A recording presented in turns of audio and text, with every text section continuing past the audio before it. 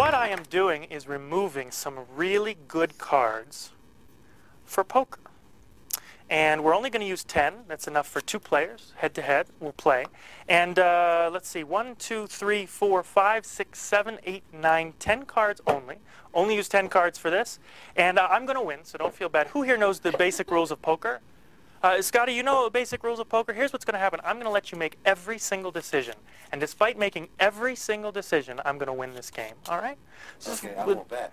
You don't want to bet? Money on the table, man. Who's going to bet? Who wants money? No. It's okay, Scott. The first round is free. That's fine. I'm going to deal cards like this, one at a time. Okay. I'd like you now to just slide any one you like toward yourself. That'll be your card. Excellent. And do the same thing for me. Slide any one toward me. That's my card. And you get to choose both mine and yours. One more time. Slide one toward yourself. Now, you may not think I'm influencing you, but just the way I deal one nearer to you, you might think, I'm more likely to take that card, or you're more likely to push one toward... Thanks. Thanks for that. Making it really hard for me. Great. All right, I'm changing the rule. I got 3 now. You get even more control. I'd like you to slide any 2 toward you. Oh, last minute change. He had to do that. And any 3 toward me. Any 3? Oh, did I say 3? Let's try that again. Any 2 toward me. That's more. There are 2 cards left. You realize if right now I had him slide 1 toward each of us, he would have made every decision. But if I win, it's like flipping a coin. You didn't get to see any of the faces of the cards, right? It'd be much more interesting if I did this. Because now you know what one of the cards is. King's a pretty good card for poker, but depending on what you've got in your hand. But if I did this, it would make it even more interesting. That's a much better card. But depending on your hand. Tell you what, I'll let you look at your hand. I won't look at mine. Go ahead and pick up your 4 cards and pick the one that helps your hand the most. Oh, strange decision. Okay. That means you left me with this card. What did you end up with? Full house, 7's full of kings. Whoa, that's a sweet hand. Yeah, I bet on that. The only hand that... You would? Well, not Let's make it interesting. You always said you're going to win, but if I was holding it, yeah, I'd definitely You bet. chose that king and left me with an ace. And fortunately, Scotty, the only way to beat a full house is with the 4 aces. He owes me $300. Thank you very much for playing.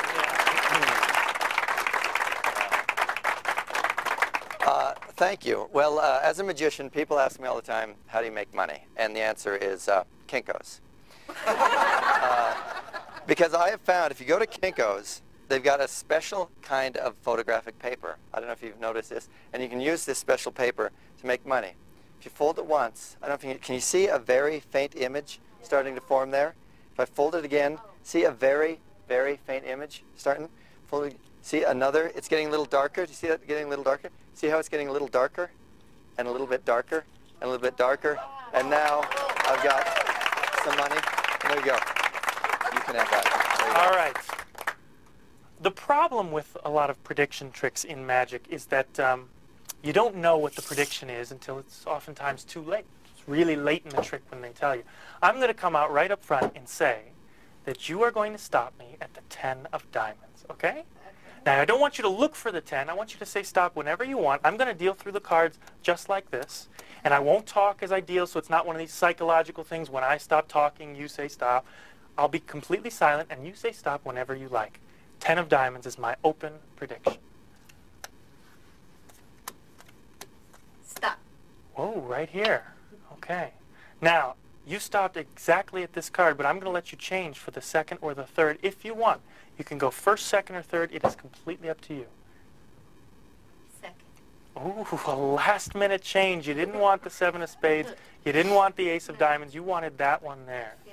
And you could have stopped at the ace or the 6 or the 8 or the 9, any one of these cards.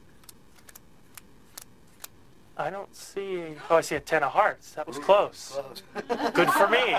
Good for me. You said stop at one card. I said it would be the 10 of diamonds. The 10 of diamonds.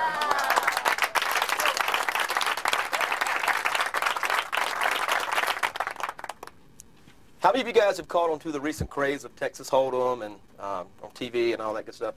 Well, even if you play cards now, you can play online. You can play online with someone across the country and play in real time and stuff like that. So the reason I state this is because gambling has really advanced in the last few years. Well, I want to show you some old methods of gambling and some new methods of gambling. Now, do you play cards at all? I have. Yes. You have? How many times? Old Maid, Goatfish. I was a rummy player. Oh, really? Okay, cool. Well, what's the best 4 of a kind in a deck of cards? Ace. Aces. Let's see if I can get the 4 aces. That should be 1, 2, 3. And that should be all 4 aces, okay? Yeah. Yep. And the reason I'll pause that 1 second is because I was almost off by 1 here. And if I would have went 1 deeper, I would have missed. Over here you can see I missed, if I would have went a few deeper, and I had a few off here, okay? But I did get the 4 aces, and that took a few years to learn. That's an old method of gambling. And once you get the aces, you got to know how to do something with them. So I'll show you guys something here, really neat. Watch this close. Watch. Let's say there's 4 players in a game. 1, 2, 3, and that's about 4 equal piles. Okay. What we're going to do is we're going to lose an ace. Let's say, for example, Dusty, you had an ace in your hand. Okay. That would be yours lost. And yours. Okay. The next person here would have theirs lost. And theirs. Here too. This one also, okay? Watch close. Now the object is to be able to find those aces. And I'm going to try to do it without looking. So watch close. There should be 1, okay? That should be 2.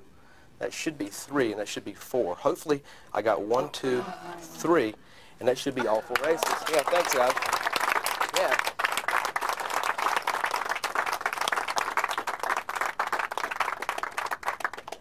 That's an old method. And let me show you one more thing. Once you get the aces, people can't accuse you of cheating because it's not a common thing for someone to have 4 aces all the time like I've got here. So watch what I can do. I can take the aces and I can do what's called mucking. What I mean by mucking is switching cards out in play. There's 1, there's 2, there's 3. Right in front of your eyes, I just did the famous 3-card muck. I switched 3 aces away. I really did, actually. Completely gone. And what I did was, when you weren't looking, I snuck 1 back here, and 1 back here, and then 1 back here. And now if I get caught cheating, so do you, and so do you, and so do you, okay? Okay? One last thing. See, in the old days, if you got caught cheating, someone would just pull out a gun and shoot you. There's new technology in that, too. And I've actually brought it with me here today, a pocket laser. Look at this. That's why I said laser. Yeah, okay? Just amazing things, okay? And we're going to let you be the gambler. Okay. See the button there? I found Okay, it. found it? Have you got anyone in here you'd like to aim that at? Oh, well. Where's Josh at? Here's what I'd like you to do. If you would, on the count of 3, turn that laser on and point it at each of the blocks. Did you see that? I see what? Lift up half. No way. You can't. They're 4 solid blocks of cards. Look at that. Yeah. Look at that. Here, check it out.